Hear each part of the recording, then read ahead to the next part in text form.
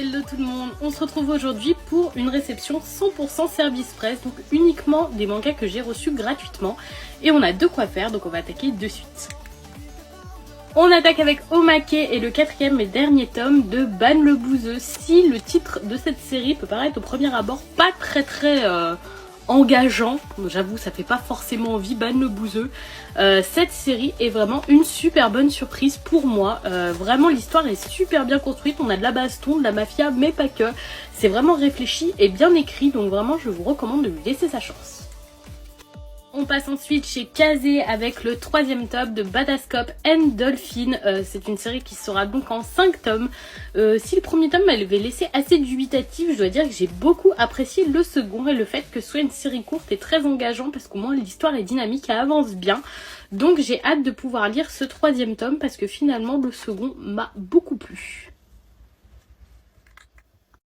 On continue chez Kazé avec le 5e tome de Kaiju Number 8, vraiment une parution très rapide sur ce titre, vraiment très bon, un très bon shonen, vous avez déjà dû en entendre pas mal parler parce qu'il a été très médiatisé et j'aime beaucoup cette série donc j'ai toujours très hâte de lire la suite. On passe chez Mao avec le one-shot Conte merveilleux du printemps qui a vraiment une superbe couverture, j'adore les couleurs. Il est assez épais, les dessins ont l'air vraiment très chouettes. C'est vraiment un one-shot que j'attendais avec impatience, surtout quand en général les éditions Mao proposent de très belles parutions, donc j'ai très hâte de pouvoir le découvrir. Ensuite, de la part de Delcourt, j'ai reçu le premier tome de l'extraordinaire Apothicaire, une nouvelle série de chez eux qui a l'air vraiment très sympathique. Voilà, en tout cas, les dessins sont vraiment très chouettes aussi. Aujourd'hui, on a une réception avec de très beaux dessins. Et voilà, elle a l'air vraiment très sympa, j'adore la couverture. Ensuite, de la part de K-Books, j'ai reçu Clean with Passion, donc un webtoon au format papier. Donc toutes les pages seront comme ça en couleur. Je connaissais pas du tout ce webtoon avant qu'il paraisse comme ça chez K-Books. Donc c'est vraiment la bonne occasion de découvrir. Ça a l'air très sympa aussi. On passe ensuite à Shibuya Édition avec la série Blitz. J'ai reçu ce petit service presse qui est un peu morflé parce que mon facteur est quelqu'un de très indélicat.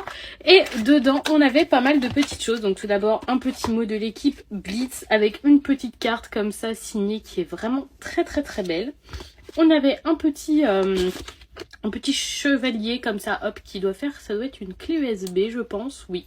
C'est ce qui me paraît le plus logique. Donc hop. Cavalier, pas chevalier, n'importe quoi. Et là, on a un mini jeu d'échecs, comme ça, je trouve ça trop cool, vu que le manga est sur le thème des échecs, c'est vraiment hyper raccord. Et le 7e tome, alors moi, j'ai pas encore lu les tomes 5 et 6, il faudra que je m'y mette, et comme ça, je pourrai enchaîner avec ce 7e tome, qui a une couverture super belle en rouge, comme ça, j'adore.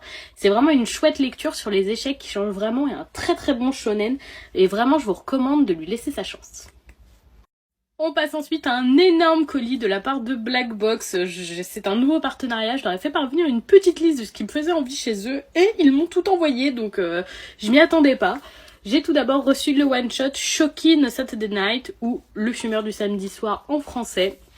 Alors c'est des mangas qui font très à l'ancienne, c'est pas forcément les dessins que je préfère, mais il y avait des histoires qui avaient l'air vraiment chouettes et que j'avais envie de découvrir, donc je me suis dit, tentons le coup, ça a l'air très sympa, et donc voilà pour la première parution que j'ai choisie.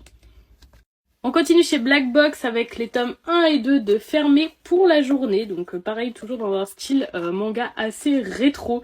Celui-ci, j'apprécie même plutôt les dessins, ça me fait penser un peu à une sacrée mamie dans le style graphique.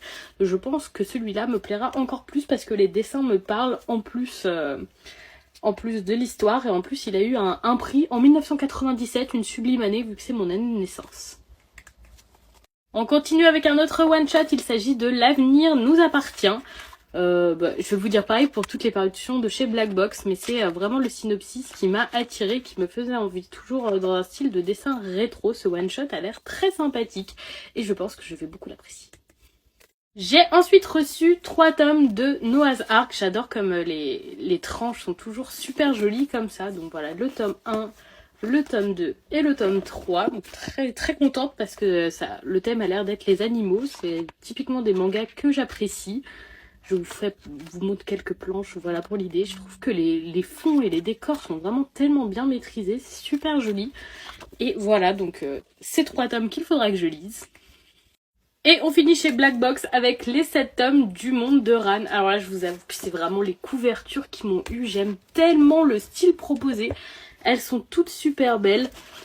Et franchement, j'avais trop envie de découvrir cette série. C'est vraiment celle de ma liste qui m'emballe le plus. Je trouve les couvertures si jolies avec des arcs-en-ciel, des petits personnages. Même le recto est toujours super bien travaillé.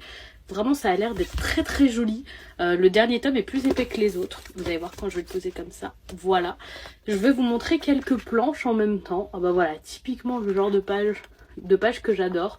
Les dessins ont l'air super. C'est vraiment la série qui m'emballe le plus de toute cette réception, même si elles ont toutes l'air très cool. C'est vraiment celle-là qui m'a fort tapé dans l'œil et que je vais lire, je pense, en priorité. Et donc voilà encore une grosse réception de Service Presse. Donc je le rappelle, c'est des mangas que je reçois gratuitement en échange des chroniques que j'écris sur Instagram. Donc je remercie toujours grandement les maisons d'édition. Je vous souhaite une très très bonne fin de journée et je vous fais des bisous tout le monde.